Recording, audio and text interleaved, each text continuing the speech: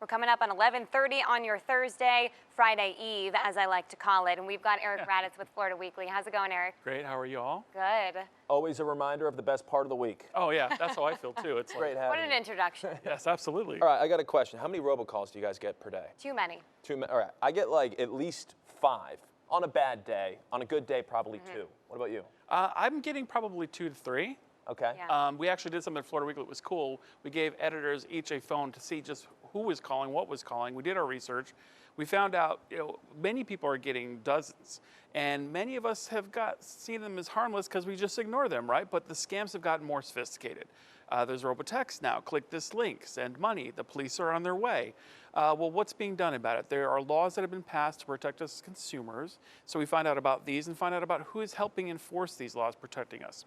Anyway, pick up Florida Weekly this week for discussing everything you need to know, including tips for handling suspicious robotexts, robocalls, downloading apps that you can use to keep the robocalls from coming in the first place, and how to report them with phone numbers to fraud lines and more. Everything you need to know about when that robot calls. Oh, please just make it stop. The It worst is literally- when you think it might be someone important. Yes. You're like, Yeah. okay, well, maybe I should just answer it. And you're like, oh, I fell for it again. Yeah, every There's time. not a person who's not impacted by that. Yeah. Absolutely.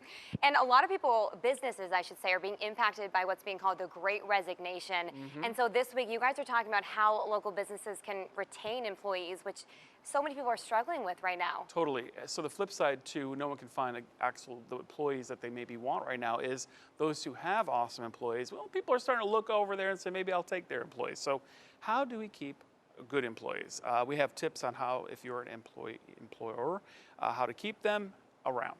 All right, from work to play, there's an art exhibit that we should check out. Yes, so you've probably heard of Frida Kahlo. Of course. And so we have an exhibit that features her.